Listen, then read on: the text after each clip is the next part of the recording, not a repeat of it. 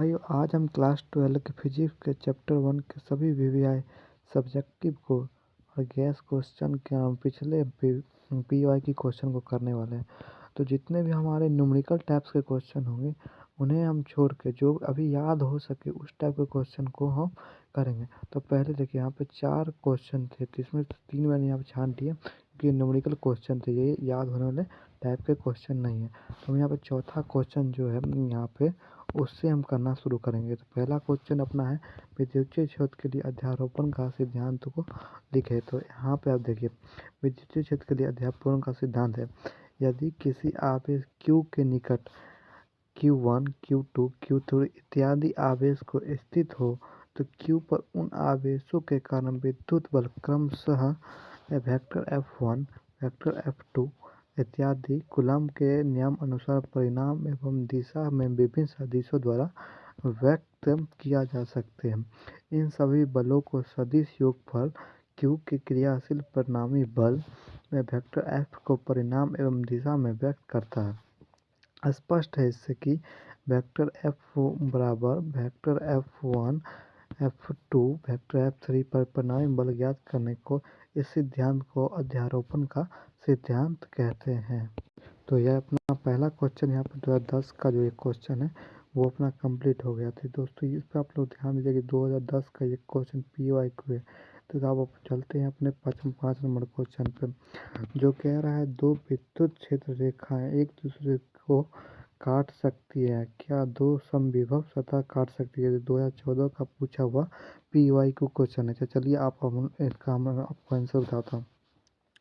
दो विद्युत रेखाएं एक दूसरे को काट नहीं सकती है।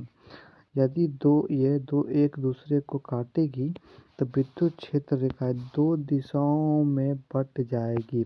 अतः इसका मतलब यह है कि यह दो समविभव सतह को भी नहीं काट सकती है।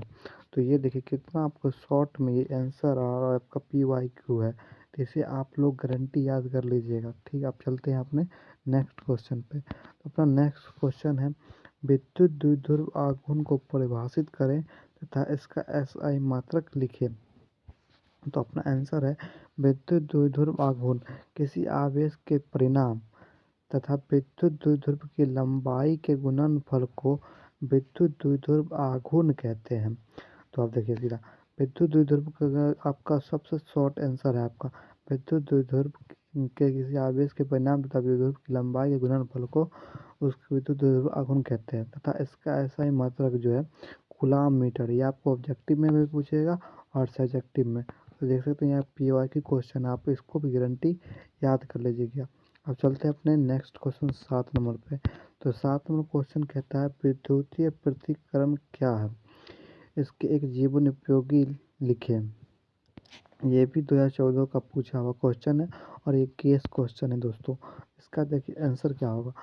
किसी निश्चित क्षेत्र में विद्युत क्षेत्र के प्रभाव से बचने क्रिया को विद्युतीय पृथक्करण कहते हैं।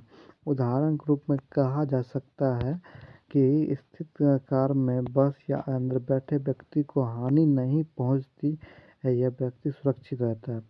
तो आपको देखें कितना शॉर्ट है, PYQ है। इसको भी आप लोग वीडियो को पॉज करके याद कर लीजिएगा या स्क्रीनशॉट आप ले सकते हैं। तो अपने नेक्स्ट क्वेश्चन चलते हैं, किसी संधारित्र में दूसरे चालक प्लेट की क्या भूमिका है।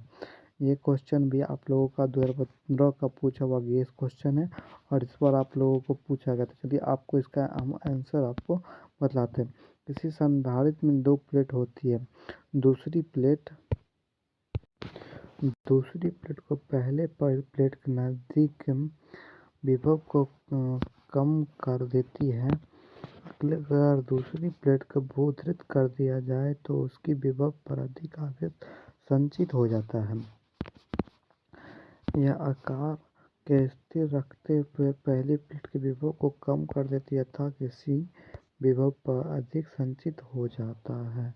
तो इससे आप लोगों को क्लियर हो गया होगा कि विद्युत संधारित्र में दूसरे प्लेट का क्या कार्य होता है। तो यहाँ आप लोग समझ गए क्या, जो विद्युत संधारित्र में दूसरा प्लेट का कार्य यह है कि पहले प्लेट के नज़दीक रखने पर पहले प्लेट का विभव ये कम कर देता है और दूसरे प्लेट को भूदूरित कर दिया जाए तो उसका विभव अधिक हो जाता है, आवेश को संचित कर लेता है। यह आकार अब स्थिर रखते हैं, आप पहले प्लेट के विभव को कम कर देती है ताकि इसी विभव संचित होता है। अब चलते हैं अपने नेक्स्ट क्वेश्चन पर दोस्तों। तो अपना नेक्स्ट क्वेश्चन है पराविद्युत शक्ति एवं आपेक्षिक पराविद्युतांक को परिभाषित करें। ये भी क्वेश्चन आपका 2016 और 2010 आपका 2 बार पूछा हुआ क्वेश्चन है। तो आप चलिए आपको इसका आंसर हमको बताते हैं। पराविद्युत शक्ति, सबसे पहले आप लोगों को पराविद्युत शक्ति, किसी पराविद्युत शक्ति व महत्तम क्षेत्र या विभव प्रवणता है जिस पर आरोपित करने पर उसका विद्युतीय विघटन नहीं होता है। ऐसे पदार्थ को जब विद्युतीय क्षेत्र में रखा जाता है तो अणुओं का अलगाव होना शुरू होता है और स्थिति एक ऐसी आती है जो टूट जाते हैं जब विद्युतीय विघटन कहलाता है। हवा में परावर्तन लगभग 3 × 10⁻6 वोल्ट मीटर होता है। तो आप लोगों का पहला जो पराविद्युत शक्ति था वो क्लियर हो गया। अब हम चलते हैं आपेक्षिक पराविद्युतता पे।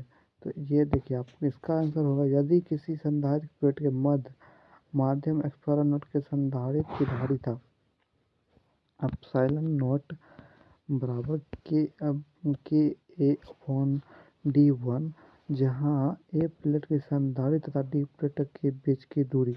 यदि किसी संधारित्र प्लेटों के मध्य परावर्तित माध्यम का परावर्तनांक E हो और प्लेट संधारित्र की धारिता C बराबर K1E और A/डेल्टा अर्थात C बराबर C0/A/एप्सिलॉन बराबर ER। यहाँ ER परावर्तनांक माध्यम में का एक नियतांक है जिसे परावर्तित माध्यम का अपेक्षिक परावर्तन कहते हैं। जिस पदार्थ का अपेक्षिक परावर्तन परावर्तित के साथ संधारित्र की धारिता निर्भर प्रभाव में उसी संधारित्र की धारिता